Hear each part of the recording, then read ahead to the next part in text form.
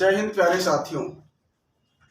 तो आज रवि वर्मा के साथ स्वागत है सभी का। आज सीखेंगे हम लोग फिजिक्स का, केमिस्ट्री का और बायोलॉजी का उन टॉपिकों का निचोड़ जो हमारे कंपटीशन के एग्जाम में बार बार हमें दुविधा में डाल देते हैं। इन पर जो बना ऑब्जेक्टिव प्रश्न होता है उनमें हम अक्सर कंफ्यूज हो जाते हैं कि इसका आंसर ए होगा कि बी होगा कि सी होगा। इसकी कारण क्या है? इसकी कारण है हमारे किताब की जो थ्योरी है वो क्लियर नहीं हो पाई है।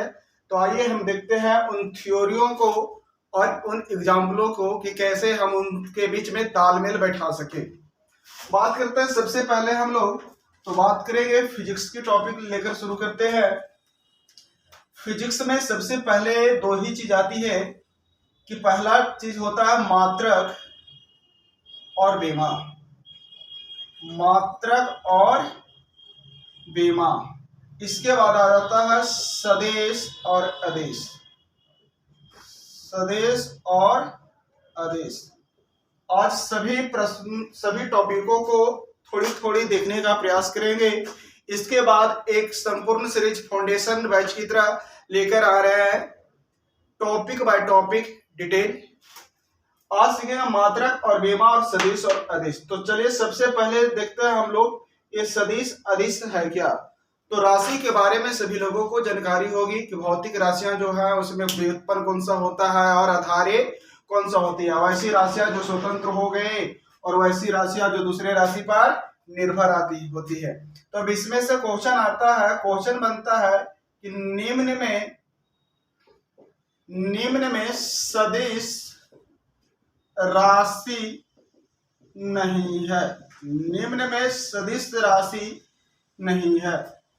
ऑप्शन दे रखा वेग, संवेग,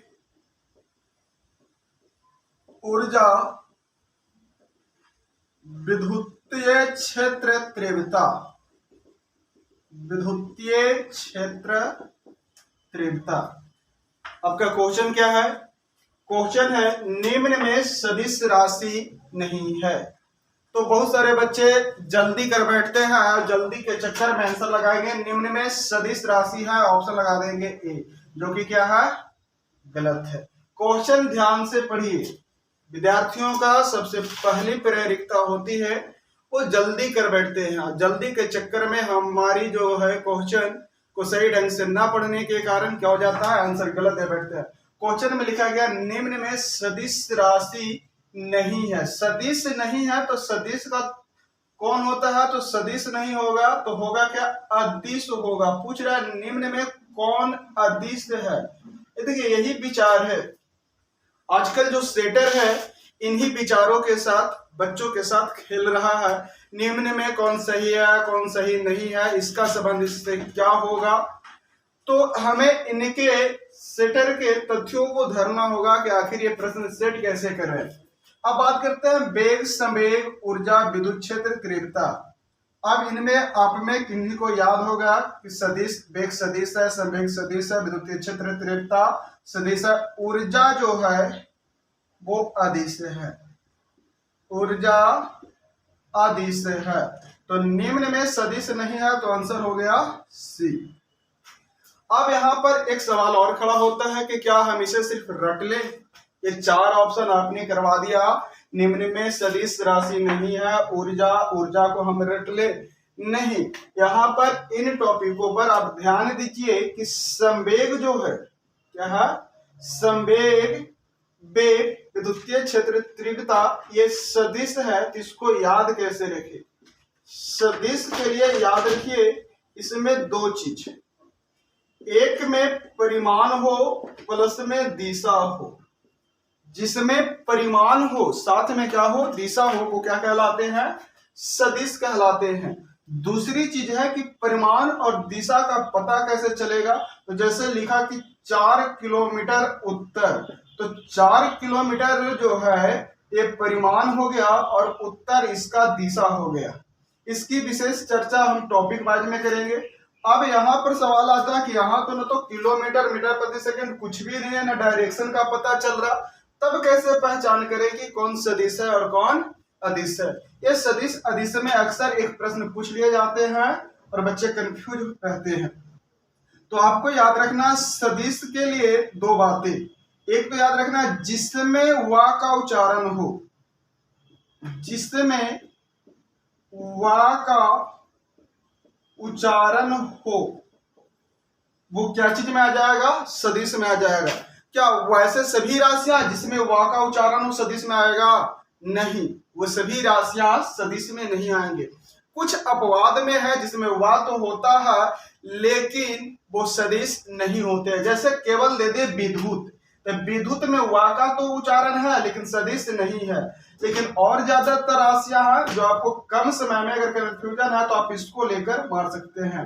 जैसे हम बात करें बल का, संवेग का, त्वरण का, विस्थापन का, विद्युतीय क्षेत्र तीव्रता का, विद्युतीय क्षेत्र तीव्रता का, तो ये कैसी राशियां हो गई?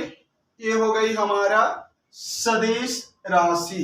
इसमें देखें बल में बा का उच्चारण मिल गया, संवेग में भी वा मिल गया, त्वरण में भी वा मिल जा रहा है, विस्थापन में भी वा मिला, विद्युतीय क्षेत्र तीव्रता में भी क्या मिल जा रहा, वा मिल जा रहा। आगे हम बात करते हैं, इसी में अगर हम बात कर लेते हैं तो मिलेगा दूसरा, याद रखिएगा, चार बस भात आवेगा।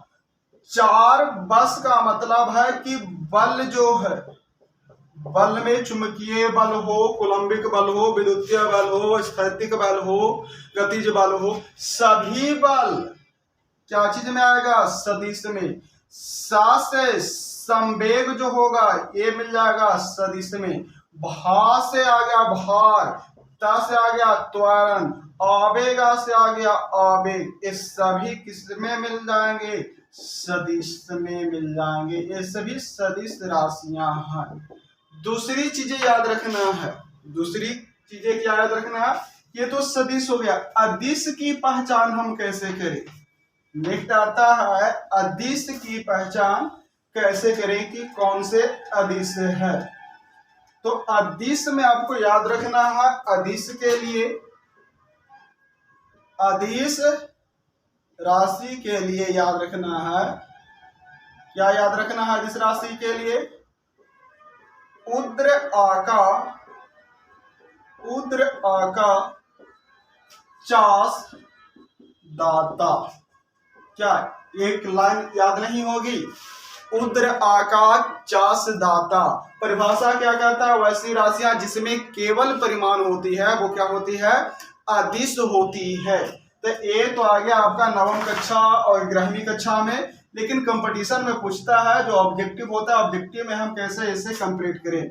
ऊ फोर याद रखिएगा, ऊ फोर ऊर्जा, दा फोर याद रखना है द्रव्यमान, दा फोर द्रव्यमान, आ फोर आयतन, आ फोर आयतन, का फोर कार्य, का फोर कार्य, चा फोर चाल, सा फोर समय, दा फोर दाब और ता फोर ताप। ये क्या मिल जाएंगे, ये मिल जाएंगे अदिश राशि। ये क्या हो गए, अदिश राशि। अदिश राशि कौन सा हो गया, ऊर्जा, द्रव्यमान, आयतन, कार्य, समय, दाब, ताप, चाल, साथ में कह दे विद्युत धारा, विद्युत धारा। ये भी कैसी राशि हो गए, ये भी आएगा अदिश राशि। विद्युत धारा जो होता है इसमें ये क्या करता है, तो वेक्टर ट्रायंगल लॉ को फॉलो नहीं कर पाते हैं, इसलिए ये टेंसर क्वांटिटी में चले जाते हैं, इसलिए इसको हम एक अदिश राशि स्केलर में ही मानकर चलते हैं। अब मेरे ख्याल से सदिश अदिश आपसे पूछेगा, इस पर आपको कंफ्यूजन ज्यादा नहीं होगी। दूसरी टॉपिक, अब हम लोग दूसरी टॉपिक की ओर चलते हैं। जो आपको क्वेश्चन पूछेगा वो है उदाहरण। क्या पूछेगा, उदाहरण। निम्न में है, निम्न में नहीं है, कौन किसका उदाहरण है, जिसको देखेंगे।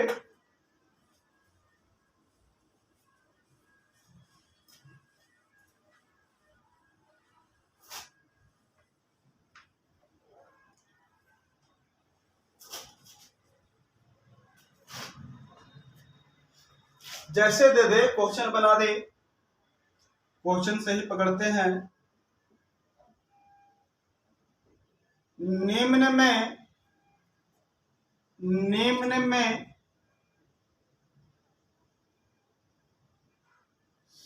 सरल गति का उदाहरण है। ऑप्शन नंबर ए, सड़क पर चलते गाड़ी। बी, पेंडुलम की गति। सी, पंखे की गति। डी, सिलाई मशीन की गति। सिलाई मशीन की गति। अब इन 4 ऑप्शनों पर विचार करें और इसमें यही प्रश्न है, यही प्रश्न का लेवल होता है और इसी प्रश्न में सारे परीक्षा का जो सेटर लोग हैं वो इनसे खेलते कैसे हैं। तो जो पीएससी आयोग है इसी पर कर देगा, आपको इसको कथन बना देगा 1 2 3 और 4 करके, और इसी पे कह देगा ए सही है, बी गलत है, ए बी दोनों सही है, सी डी गलत है, ए बी सी डी चारों सही है, इनमें से कोई सही नहीं है। और कुछ जो एग्जाम है वो डायरेक्टली 4 ऑप्शन पर ही आपको टिक लगवाते हैं। तो अब समझना है गति। अब ये गति टॉपिक में हम लोग विशेष चर्चा करेंगे कि गति क्या होता है। गति में आप लोग पढ़े हैं कि जब कोई वस्तु अन्य वस्तुओं की अपेक्षा उसकी स्थिति में परिवर्तन हो जाती है तो उसे क्या कहते हैं, गति कहते हैं। और अब गति में आता है कि गति का प्रकार कितने होता है। कैसे हम समझेंगे कि ये सरल गति है, सरल गति है कि वृत्तीय गति है कि दोलनी गति है कि आवर्ती गति है, कौन सी गति है और किस गति में किसका उदाहरण हमें सटीक बैठेगा।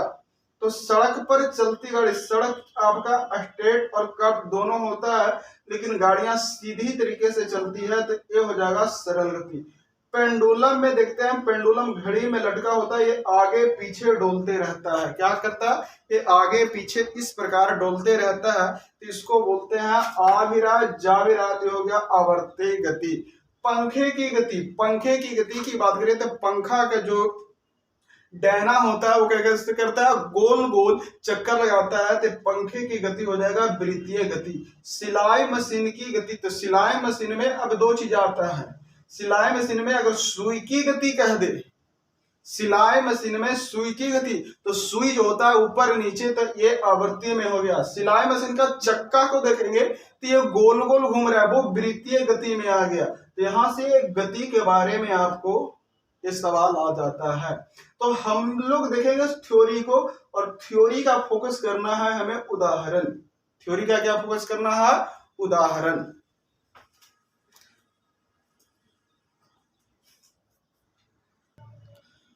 तो नोट कर लें आप लोग सभी, क्या मिला, निम्न में सरल गति का उदाहरण में मिल गया आपको सरल गति। सरल गति में किस पे मिल गया, सड़क पर चलते हुए गाड़ी। पेंडुलम की गति कौन सा था, पेंडुलम था आवर्ती गति, आवर्ती। पंखे की गति वृत्तीय गति। सिलाई मशीन की गति, सिलाई मशीन में दोनों आपको मिल रहा है, एक आवर्ती में आ जा रहा, आवर्ती में कौन जा रहा है, सुई, आवर्ती में जाता है सुई। वृत्तीय में कौन जाता है, इसका पहिया, चक्का, चक्का। पूछते झूले की गति, झूले की गति आप लोग बचपन में खूब सुने और खेले, झुलवा झूल कदम के फूल, बाकी तो आप समझदार हैं। तो झूले की गति में भी, इसमें भी देख रहे हैं आया गया, आया गया, ये भी किस प्रकार, तो ये भी आ जाएगा आवर्ती गति। चलती हुई ट्रेन की गति पूछ दे आपसे, चलती हुई ट्रेन की गति, ट्रेन कैसे छुक छुक छुक छुक छुक छुक कैसे जा रही है, सीधी पटरी पे चल रही है, तो किस में आ जाएगा, ये भी आ जाएगा सरल गति। आगे कहते खेलते हुए खिलाड़ी की गति, खेलते हुए खिलाड़ी की गति, मक्खी की गति, क्लियर है। पराग कण में फूल में परागकणों की गति, ये सब कैसी गति होती है? तो ये यादृच्छिक गति होती है, रैंडमली मोशन होता है। तो इन गति को तो देख ले किस गति का उदाहरण है। अब पूछ देता है, इन्हीं गति पर पूछ देता है कि गति में पढ़े हैं ऊर्जा। क्या पढ़े हैं? ऊर्जा, जिसको हम लोग एनर्जी कहते हैं। और एनर्जी के बारे में, एनर्जी का कंजर्वेशन प्रिंसिपल भी पढ़े होंगे कि ऊर्जा ना तो उत्पन्न होता है और ना ही नष्ट होता है। इसे ना तो सृजन और ना विनाश किया जा सकता है, बल्कि एक रूप से दूसरे रूप में क्या करते हैं? रूपांतरित करते हैं, जिसे ऊर्जा संरक्षण का सिद्धांत भी कहते हैं। अब प्रश्न आता है कि ये जो गति हम लोग देखें कि सरल गति जो है, आवर्ती गति है, वृत्तीय गति है, है या दोलनी गति है, पेंडुलम की गति जो है आवृत्ति या डोल रहा है, इसको हम लोग क्या करते हैं? डोलनी गति में जो बोलेंगे। तो इसको किस ऊर्जा में हम रखें? किस ऊर्जा में रखें? तो ये सभी जो है घूम रहा, घूमने वाली जो चीजें है, इस किस ऊर्जा के अंतर्गत आ जाएंगे? तो ये सभी आ जाएंगे गतिज ऊर्जा के अंतर्गत। किसके अंतर्गत? गतिज ऊर्जा का। अब क्वेश्चन पूछ देगा गतिज ऊर्जा का समीकरण होता है या गतिज ऊर्जा का व्यंजक होता है। तो याद रखिए, गतिज ऊर्जा का जो समीकरण होता है, जिसको हम लोग काइनेटिक एनर्जी के नाम से जानते हैं, इसे 1/2 mv² के रूप में डिनोट करते हैं। गतिज ऊर्जा को काइनेटिक एनर्जी या इसे 1/2 mv² के रूप में क्या करते हैं? डिनोट करते हैं। नेक्स्ट टॉपिक की हम लोग बात करें तो उसमें मिल जाएगा हम लोगों को, इसी ऊर्जा में जो ऊर्जा पढ़े, तो ऊर्जा को अगर देखा जाए तो इस एनर्जी को बांट दिया जा रहा है कि एक जो नष्ट हो रहा है और एक जिसका साइकिल चलेगा, चक्र चलेगा। इन्हें किस नामों से जाना जाएगा? वैसे ऊर्जा जो आने वाले समय में नष्ट हो जाए, जैसे आपको दे दे कोयला, किस ऊर्जा का उदाहरण है? कोयला किस ऊर्जा का उदाहरण है? ऑप्शन नंबर ए परंपरागत ऊर्जा, दूसरा कह दे गैर परंपरागत ऊर्जा। गैर परंपरागत ऊर्जा। कोयला किस ऊर्जा का उदाहरण है? कि 10वीं कक्षा का भूगोल में भी पढ़ना था, खनिज के संसाधनों के बारे में। और इसी में एक प्रकार से और पूछ देता है, कौन नवीकरणीय है और कौन अनवीकरणीय है। इसी में एक परंपरागत दे रहा है, एक गैर परंपरागत। इसी में आपको दे सकता है कौन नवीकरणीय है, नवीकरणीय है, या कौन अनवीकरणीय है। ऐसे प्रश्नों में जो याद तो होता है लेकिन कंफ्यूजन होना तय भी हो जाता है अगर थ्योरी ढंग से ना हो तो। तो आप बताइए, कोयला किस ऊर्जा का उदाहरण है?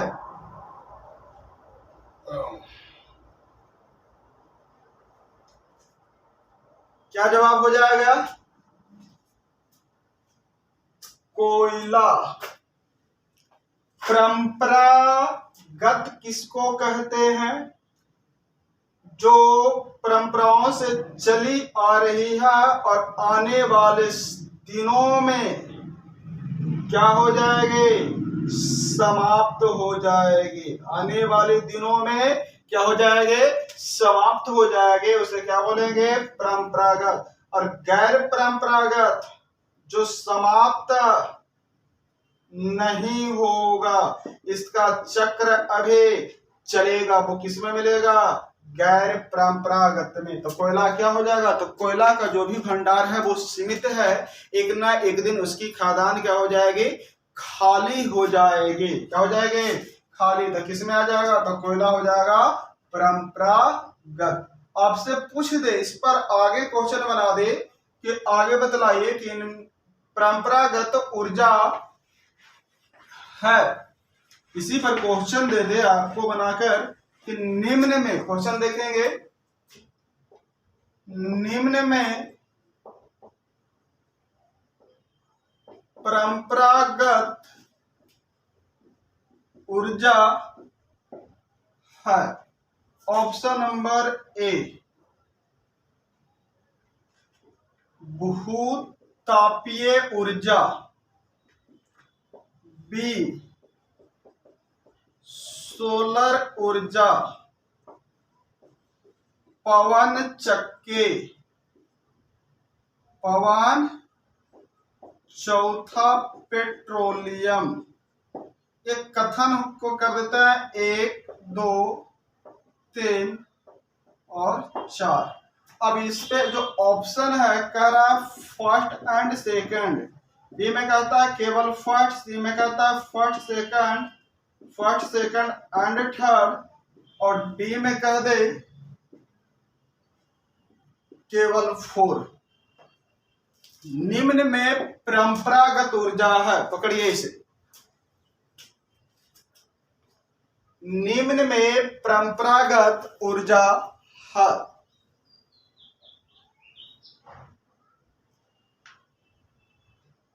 हो गया, छाप लीजिए और राइटिंग बैठा के लिखा करिए। उधर बाब हो गया जी, चलो बढ़िया, आंसर बताइए। निम्न में परंपरागत ऊर्जा है, तो परंपरागत में सीखे हम लोग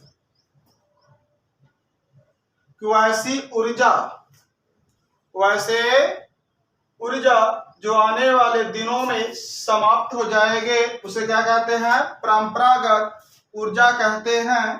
तो परंपरागत ऊर्जा आ रहा है पेट्रोलियम, केवल 4 सही जवाब। भूतापीय सोलर पवन चक्की से जो ऊर्जा प्राप्त होगी वह सभी ऊर्जाएं गैर परंपरागत या अपरंपरागत के अंतर्गत आएगी। इन ऊर्जाओं का आगे साइकिल जो है वो आगे चलते रहेगा। तो आज के लिए इतना है। जय हिंद, जय भारत।